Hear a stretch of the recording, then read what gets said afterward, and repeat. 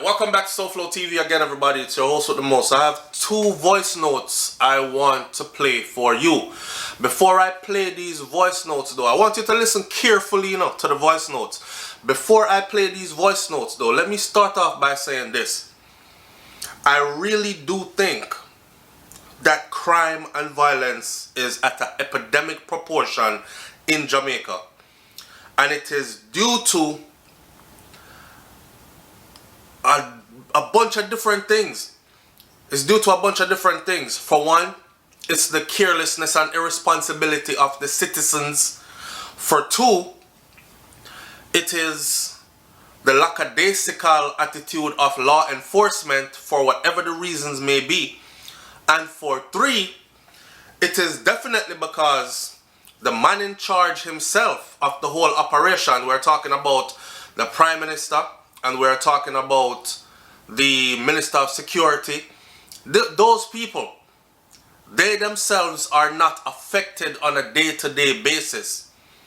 It's not their children, it's not their home, it's not their neighborhood. You understand? So nothing is of urgency as far as this is concerned.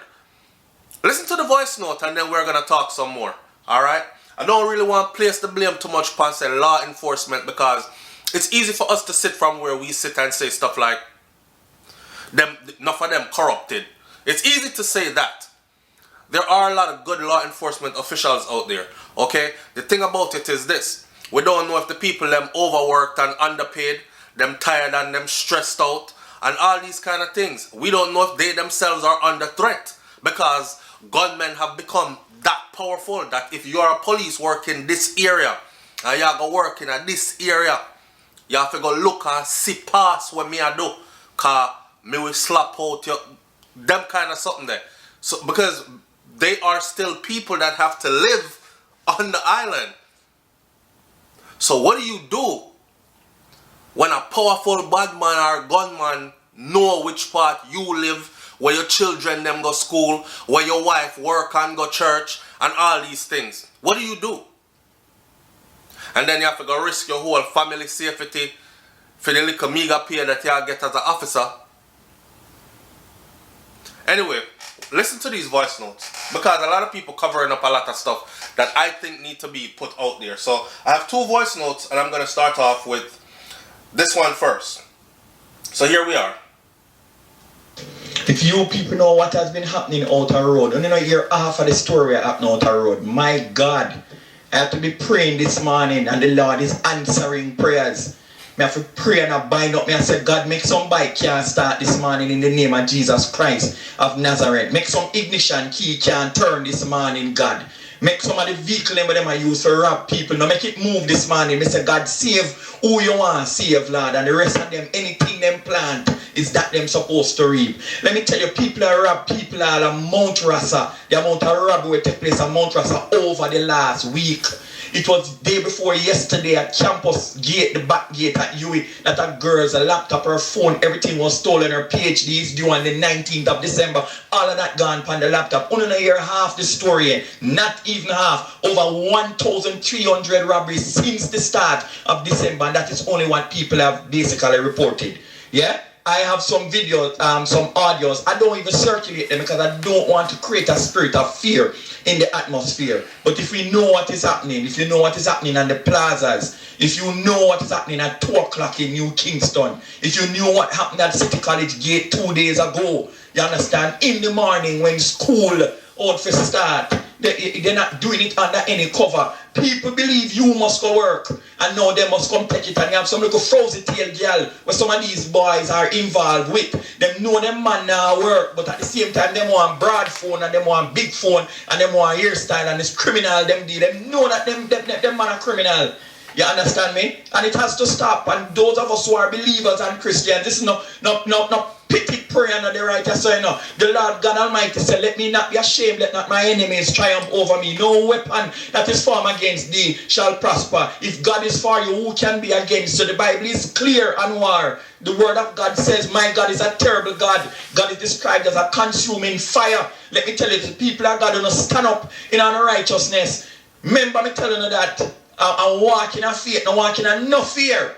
Because he that dwelleth in the secret place of the Most High shall abide under the shadow of the Almighty. If it's war, it's war, because our God is a God of war. His name is Jehovah Nissi, the God who goes before us in battle. You understand me? So people don't think it's gentle Jesus, meek and mild all the while. So the weapons of our warfare are not carnal but mighty. Listen to me, let me preach this morning. Who for dead, and who can hear feel.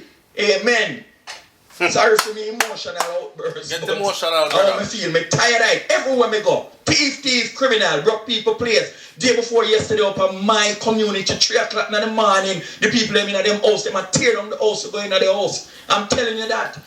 My neighbor came in 2 days ago and him said him driving, him said 2 man duck behind a car, I hide ambush him. Everywhere you turn, it's the same thing. You understand me? So we have to stand up. Pray morning time when I read in the Bible. And all who live and have no God, a pray no God in our life. We need to stop it. When you can't just live so and pray, work and money and family and things. When you have a devotion, reading the Bible, and you have to baptize to know that God exists. Them kind of stuff there, and you have to cover on yourself, man. Alright, so as you can hear, that brother is pretty religious, right? And as you know, I myself, I am not religious. I am more of a spiritual person. But everything else what him say is on point. Now, I don't knock anybody who is religious, you know. Because here what? In these times, you have to go believe in a something to stabilize yourself. You can't just stay out here willy-nilly and not have no belief set, no set belief. Whether it's your ancestors you're going to call on for strength, or you're going to look to the sky and think, say, one God up there, we're going to bust up in the sky and come true, or your God is omnipotent and unseen and everywhere and can rescue you, you're going to have to call on, because life just full of troubles. The thing that's going on in Jamaica though, this is an epidemic. You hear what the man said? 1,300 and something robberies just in a December alone, yeah, since December start. And they're not telling people these things, and it's not, and because there are there's this mindset, right? Top make Jamaica look bad. We don't, who else you see putting their problems out there for the world to see? What we supposed to do? Sweep it under the rug and act like it not happen till it end up on my door. And then when it end up on my door or my grandparents' door, then me I go act like, oh God, cry for me, somebody help. Where was your voice when those who are going through it needed you to speak up on their behalf? Or are we only supposed to speak up when it happened to you directly?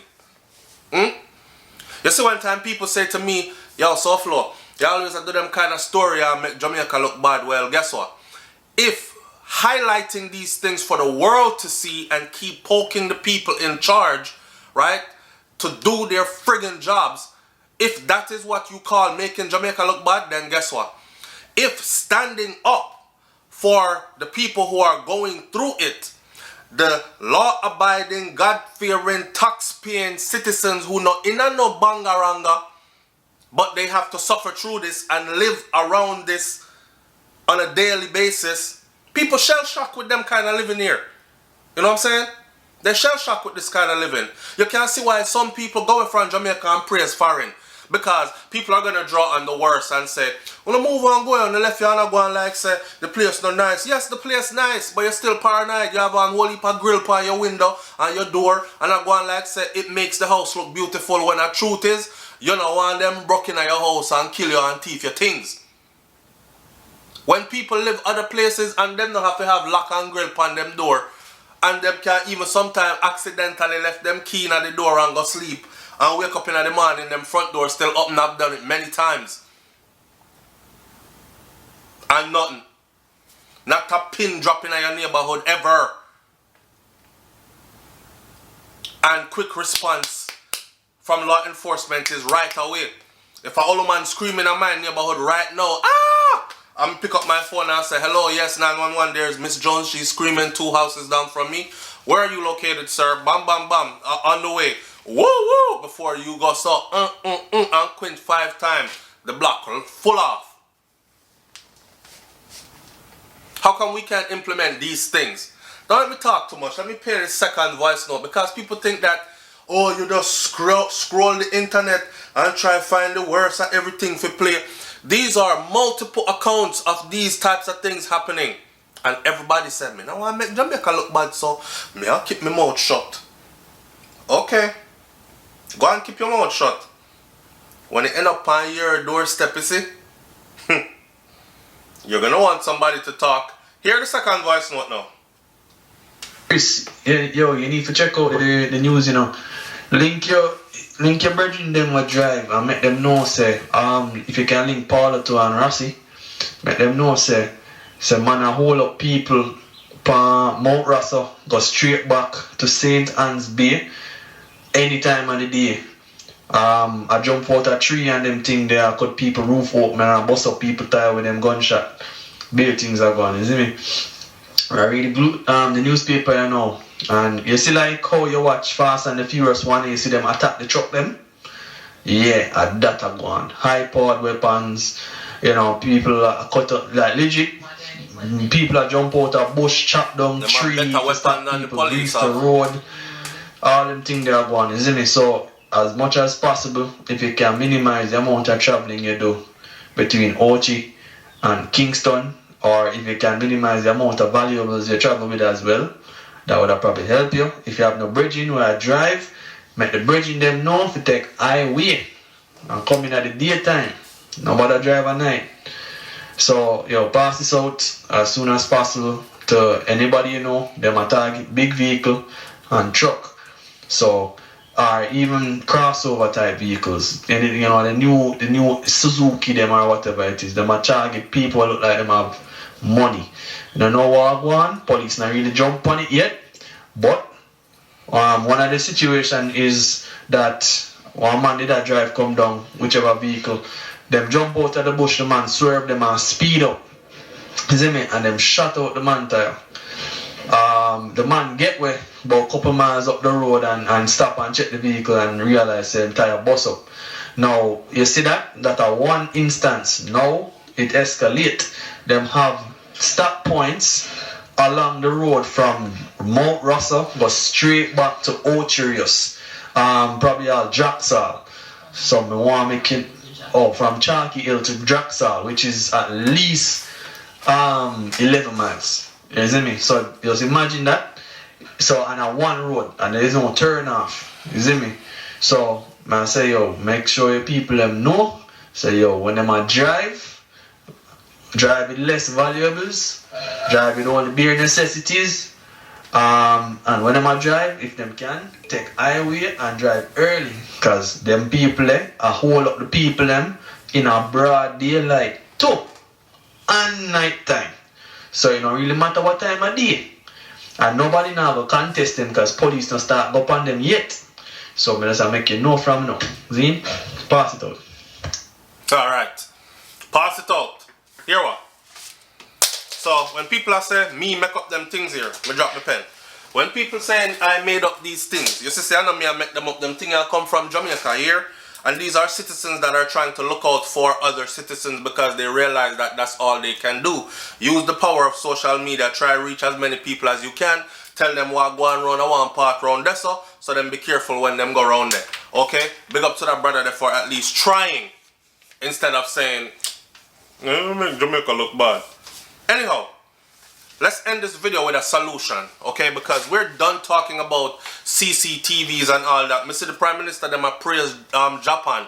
Them a praise China. Japan and China are technologically advanced more than anybody else across the face of this earth.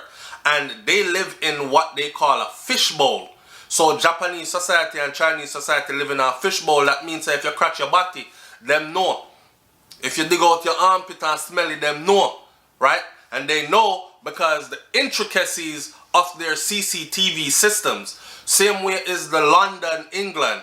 The whole London is locked down under CCTV. They actually have a show on it now with a central commanding point.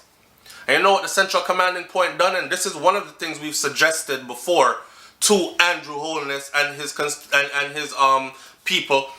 And not just Andrew Holness, you know, so nobody think me I beat up Andrew Holness. I'm talking about anybody that's in a position of power. Because, you know, well, after Andrew is going to come somebody else who is going to be doing the same thing. And then after them is somebody else. And before him it was Portia. And before Portia it was whoever was before. And whoever was before. Every last one of them ignored something that was simple to do to actually help. I hear a lot of people saying, bring back the death penalty for gruesome murders and stuff. How can we bring back the death penalty when we not even know if we are catch the right people them? What about our DNA database? Jamaica has become this place where you're convicted and given life in prison based on he said, she said, and not concrete evidence like DNA proof and them kind of something there, right? So in order for us to bring back death penalty or harsh crimes, we have to first set the justice system straight, and we have to first put in place measures that are going to make sure that we are catching the right people. It's hard for a man to say that's not me when the CCTV show clearly, I'm not talking about no little flip phone picture, you know, clearly, because they have high definition CCTVs now. Clearly that's you. That are you on the TV, that's a brother. You can't say I know you. You have to go plead guilty. And stop with this plead guilty, cut your time in half BS. And let hard labor be hard labor. Use them clean up the whole of Jamaica. Yeah, even if you have to chain them foot, because you know them are going to run or them bad man brethren are going to jump out of bush and try to free them. Chain gang style. Chop bush, clean up roadside, paint rocks, pretty up the place. Yeah, man. So anyhow, watch. Arm the citizens. The CCTV with the central monitoring point, that alone would actually provide two things, security and jobs. Go and watch the London CCTV show and you will see what I mean. That central monitoring station has to be ran 24/7. It has to be manned 24/7. There are many screens in there and you have 4, 5, 6 people that work that room 24/7. So hook up on them first 8-hour shift, come off, hook up on mid shift, come off, hook up on the last shift, back to morning, come off on the shift and shift out and change out, right? And they sit around the room and their job is to whatever them want to eat, we don't know, but watch the screen. And they're actually able to say, hey, what's that on Alton Street and 7th Avenue? Hey, officer, listen, we need you to get over to Alton Street and 7th Avenue. There's a man here. Look for a guy in a red hoodie, yes, with a black pants on. There's an object in his hand that seems to be, looks like a gun. Go over there and check that out really quick. We'll continue to monitor him.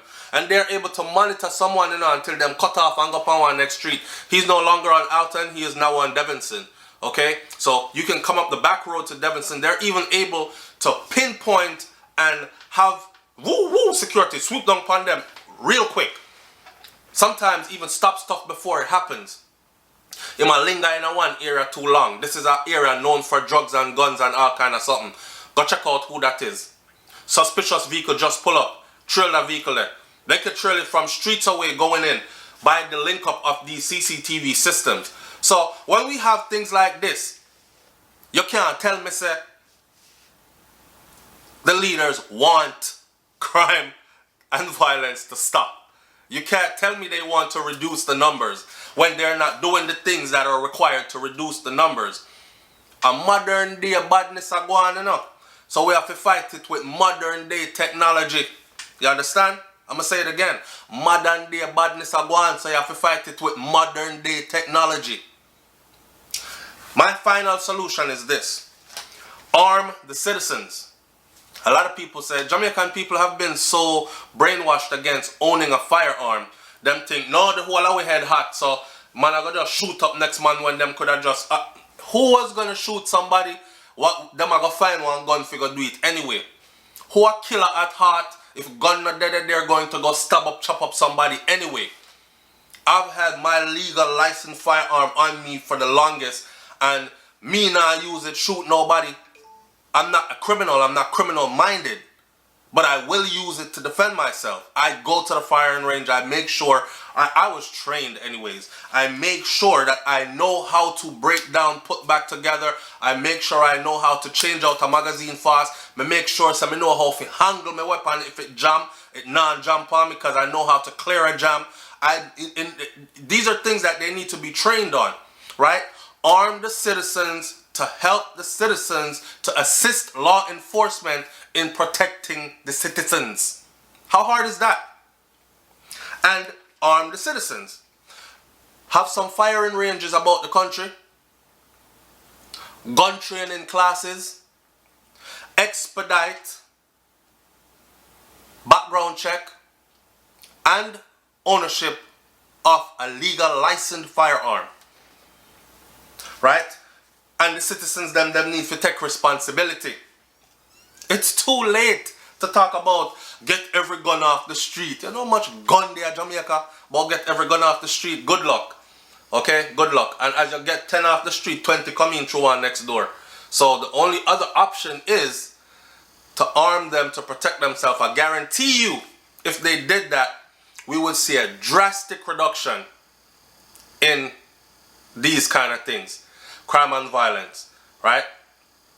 Now, leave your comments in the comment section below. Tell me what you think about this one. It's SouFLoTV. Alright, we're just searching for solutions so we can continue. Well, we can't say continue to live peacefully, because I know everybody live peacefully right now. I'm out. Peace.